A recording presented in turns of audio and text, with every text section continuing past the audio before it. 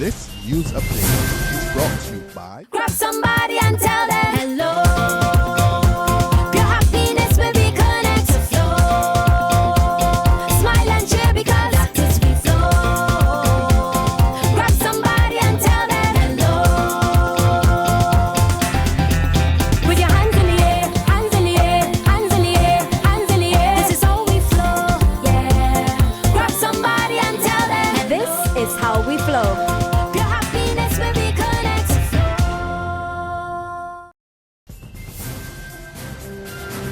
It's Tuesday, September 22nd, and time for the Barbados Today morning update. A warm welcome to you.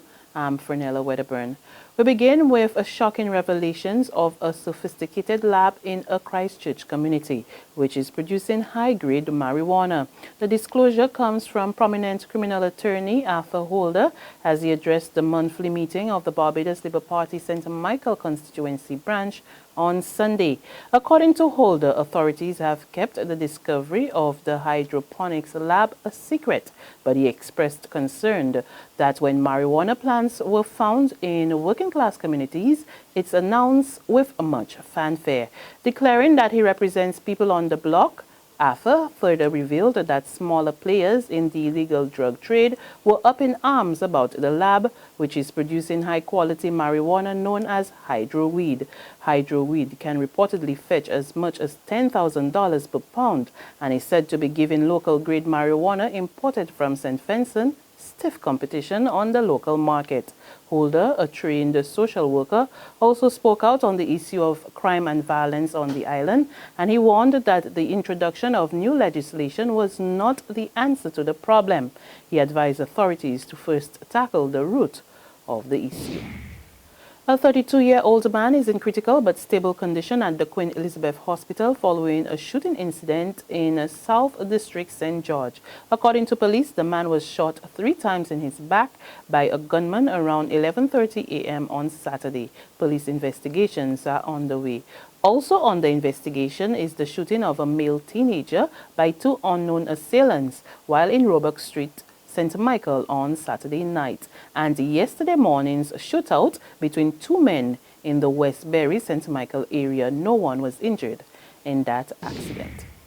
Stay on track. Labour Minister Dr. Esther Bayer is urging Barbadian employers to talk with their employees and their trade unions before making significant changes in their organizations. Speaking at the International Labour Organization's European Union Programme for the Caribbean Employers Confederation and the Caribbean Congress of Labour National Bipartite meeting yesterday, she argued that failure of employers, including statutory bodies, to follow a spirit of consultation has resulted in regrettable consequences. And tested mechanism of true consultation is the way, the best way. Ultimately, the partners have had to come back to the table to talk. And as I've said, with social dialogue, parties will listen to each other and grievances can be solved in an amicable manner without the need for disruptive and costly industrial action. That, as I said just now, can not only harm the parties, but our wider economy as well. Kitchen staff at the Queen Elizabeth Hospital are expected to be back on the job today. National Union of Public Workers Acting General Secretary Roslyn Smith tells Barbados Today the extractor fans at the island's main healthcare institution have been installed, taking the heat off the kitchen. Workers walked off the job last Friday in protest against having to work in a hot and uncomfortable environment, which they say led to some of their colleagues fainting. Smith said the workers turned up for work yesterday in anticipation of a go-ahead, but the fans were still being installed. Attorney General Adriel Brathwaite says he strongly believes that the issue surrounding the payment of legal fees to Shanique Myri's attorney has become political. This after the Jamaican lawyer Michelle Brown again expressed her disappointment in a local newspaper over the non-payment of $1 million in legal fees. Brathwaite is adamant that his government is yet to receive any of the documents needed from the attorney for the matter to be settled. I believe that some actors in Jamaica wants to continue with the status quo and not join the CCJ. So that's why they won't be able to say that the CCJ cannot enforce a judgment against Barbados, etc. That's what I believe. I honestly believe that, right? But we have maintained, and I have maintained, that we will honor the judgment of the Caribbean Court of Justice. We are not the kind of country that will sign on to the CCJ and then not follow its judgment. Ms. Murray has been paid.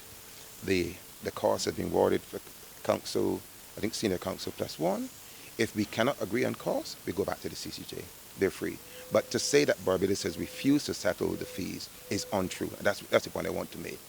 Support local small businesses. That's the call from President of the Small Business Association, Dalton Medford, as he addressed the start of Small Business Week, being celebrated under the theme Reimagining National Development, the Role of Small Enterprises.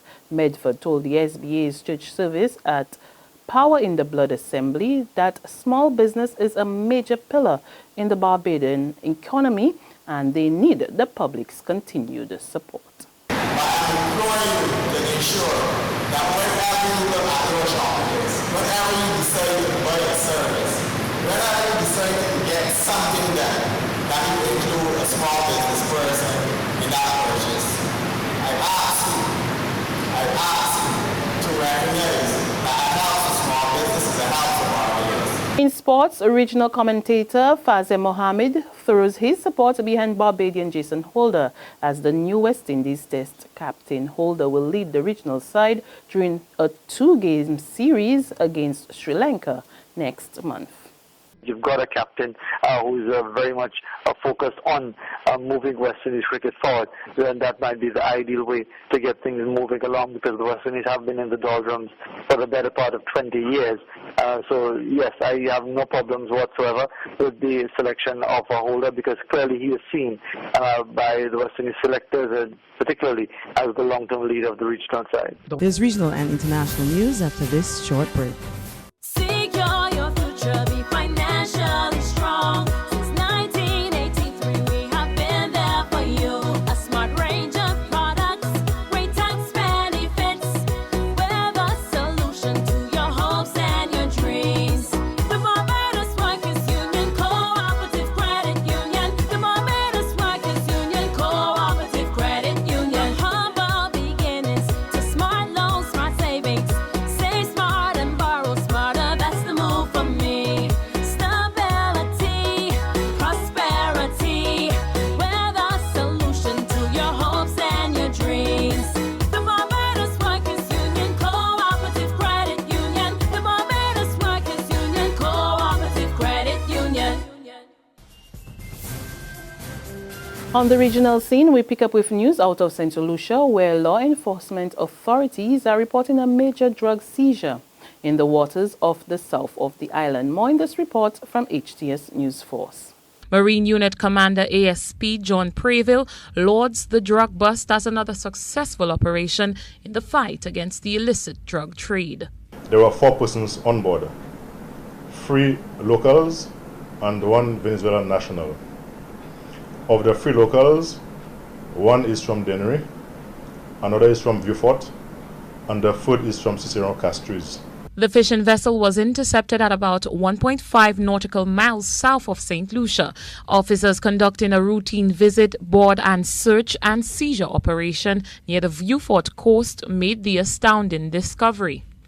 Of the 5 bags that were found on board that vessel, 2 contained about 40 kilos in total of white powdery substance in block parcels, and the 3 contained about 43 kilos in total of green plant material in block parcels. And finally, on the international front, Republican Governor Scott Walker of Wisconsin abruptly pulled out of the 2016 U.S. presidential race on Monday as he struggled to raise campaign funds and his profile. Delivering a statement in the Wisconsin capital of Madison, Walker decried the negative tone of the Republican campaign. He called on some of his rivals from the Republican nomination to join him in exiting the race to give voters a chance to rally around a front runner that can win the November 2016 presidential election.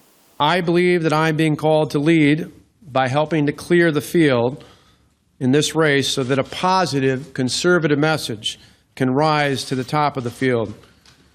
With this in mind, I will suspend my campaign immediately. I encourage other Republican presidential candidates to consider doing the same so that the voters can focus on a limited number of candidates who can offer a positive, conservative alternative to the current frontrunner. This is fundamentally important to the future of the party and, more importantly, to the future of our country.